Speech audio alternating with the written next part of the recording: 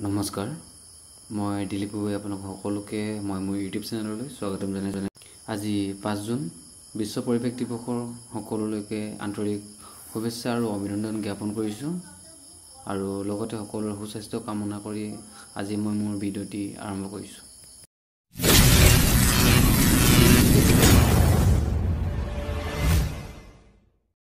আজিৰ প্ৰথম প্ৰশ্নটো হ'ল আঞ্চলিক কৃষি গৱেষণা কেন্দ্ৰ ক'ত অৱস্থিত? আৰু ইয়াৰ উত্তৰটো হ'ব তিতাবৰ। 2 নম্বৰ প্ৰশ্ন, আঞ্চলিক বিজ্ঞান কেন্দ্ৰ ক'ত অৱস্থিত? ইয়াৰ উত্তৰটো হ'ব গুৱাহাটী।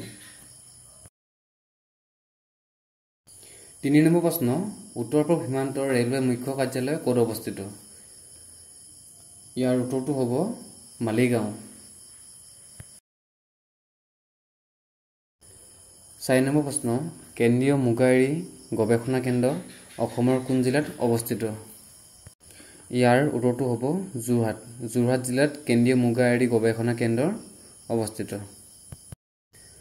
5 নম্বৰ প্ৰশ্ন, চাহ গৱেষণা কেন্দ্ৰ অসমৰ ক'ত অৱস্থিত? ইয়াৰ উত্তৰটো হ'ব যোৰহাট জিলাত। যোৰহাট জিলাত চাহ গৱেষণা কেন্দ্ৰ অৱস্থিত। কামাখ্যা মন্দিৰ অসমৰ কোন ঠাইত আছে আৰু থকা পাহাৰখনৰ নামটো কি? আপোনালোকে কমেণ্ট বক্সত মোক কমেণ্ট কৰি জনাব। আজি 7 নম্বৰ প্ৰশ্ন, শিৱদৌল কোনখন জিলাত অৱস্থিত?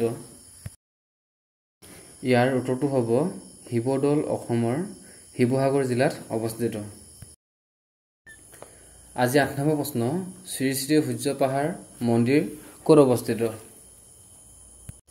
ইয়াৰ উত্তৰটো হৈছে গোৱালপাৰা জিলা। গোৱালপাৰা জিলাত শ্ৰী শ্ৰী সূৰ্য পাহাৰ মন্দিৰ অৱস্থিত। 9 নম্বৰ প্ৰশ্ন, মহাভৈৰৱ মন্দিৰ অসমৰ কোন জিলাত অৱস্থিত?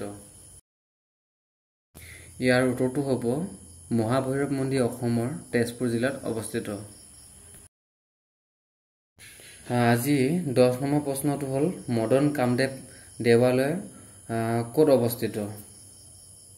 ইয়াৰ উত্তৰটো হ'ব কামৰূপ। কামৰূপত মদন কামদেৱ দেৱালয় অৱস্থিত। ধন্যবাদ জনাইছোঁ সকলোকে।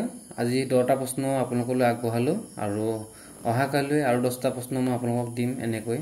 আৰু যদি আপোনালোকে মোৰ এই ভিডিঅ'খিনি চাই ভাল পাইছে বা আপোনালোকৰ সহায় হৈছে বুলি ভাবিছে তেনেহ'লে চেনেল ছাবস্ক্ৰাইব কৰি ৰাখিব আৰু লগৰ বন্ধু বান্ধৱীকো মোৰ এই ইউটিউব চেনেলটো শ্বেয়াৰ কৰি দিব।